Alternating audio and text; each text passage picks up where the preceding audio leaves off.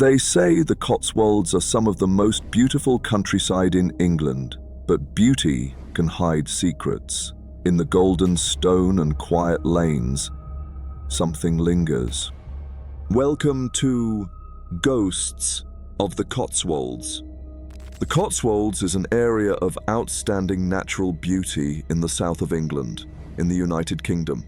Famous for its gentle rolling hills, picturesque villages and market towns, and many of England's greatest stately homes and manor houses. But it is also home to some of the most haunted places in England. Millions of people from all over the world visit the Cotswolds to soak in the gorgeous honey-toned limestone buildings from a bygone age. But there is much more to the Cotswolds than genteel landscapes and beautiful buildings. As we will discover in this series, this region is home to an unusually high volume of paranormal activity. Much of it may look like something from a fairy tale, but we're here to share stories from the darker side of the Cotswolds. The area is abound with ghostly tales we will explore, from apparitions of kings and noble lords, all the way through to the terror of murderous butlers and headless horsemen. The time has come for you to journey with us to explore ghosts of the Cotswolds. Minchinhampton, tucked high on the limestone spine of the Cotswolds, it is a place shaped by the wind, carved by centuries and softened by time. But beyond its quiet lanes and stone facades lies something else, something older and less at peace. Here, stories don't just survive, they echo, whispered across the open land, etched into wood and stone, staring out from empty windows. This is Minchinhampton, and these are its ghosts. On the edge of the common stands a centuries-old coaching inn known today as the Ragged Cot, a place of warmth, ale and firelight, but also a place where tragedy has left its mark. According to accounts from the time, landlord Bill Clavers planned to ambush a passing coach. He was desperate, some say angry, and that night something went terribly wrong. Clavers' wife and child were found dead. Whether by accident or his own hand, no one is sure. But it is said their deaths shook the town and disturbed something deeper. Guests have heard footsteps in the halls when no one walks them. Doors slam without wind. One guest swore she saw a pale woman standing at the landing, holding something small, then simply vanish. The staff don't speak openly of it, but they always leave a light on upstairs, just in case. At a windswept crossroads on the common, Tom Long's post marks a place where gallows once stood and where legend now lingers. Tom Long, a highwayman feared and famous, is said to have haunted these roads. Some say he was hanged here. Others claim he cheated the rope and died by his own hand. Locals say his ghost still rides, a figure on horseback glimpsed at the edge of vision, always turning but never arriving. Some nights when the wind is still, the sound of hooves echoes across the empty grass.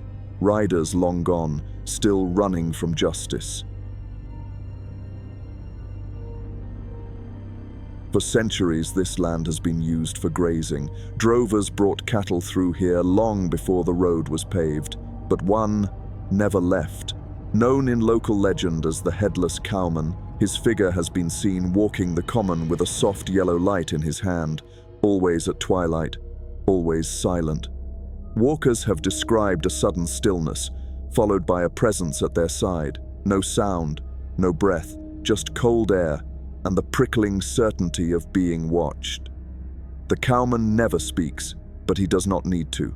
His message is older than words. In the heart of Minchinhampton stands Holy Trinity Church, medieval in foundation, tall, still, and watchful. Inside, the air feels heavy, not unpleasant, but filled with memory, with footsteps long gone. Parishioners have spoken of bells ringing on windless days, of whispers behind the pulpit. One vicar wrote of a woman in white who appeared during a late sermon and was gone before the final hymn. Her seat, cold to the touch, the dust, undisturbed. Whether echo or spirit, This place remembers every voice that ever sought comfort here. There's a sound some locals won't speak of, a thunder of hooves, the crack of a whip, wheels on gravel. They say a coach travels these roads at night, with no driver, no destination, just a journey repeating, over and over, without end. One motorist reported swerving to avoid a horse-drawn carriage, only to find he was alone. Another swore she heard voices, laughter, and music from the hedgerow. Then, silence. The phantom coach may be real, or it may be guilt on wheels, echoing an old crime, a road haunted by consequence. On the eastern side of the common stands a stone older than the town itself, the Longstone, set into the land like a blade in the earth. Some say it marked a burial, others say it was used in druidic rituals. Either way, it has been here for longer than we can remember. Shepherds won't tether animals near it, phones cut out beside it. One man said he stood too close and heard humming, low, inside his skull. When he stepped back, it stopped. Maybe it's just a stone, but maybe not. In Minchinhampton, the past is not buried, it is laid bare, on the common, in the stone, in the silence between footsteps. These are not stories for scaring children. These are memories, echoes, truths the land refuses to forget. Join us next time as we uncover another haunted heart of the Cotswolds. Please subscribe to this channel to be alerted to the next episode of Ghosts of the Cotswolds.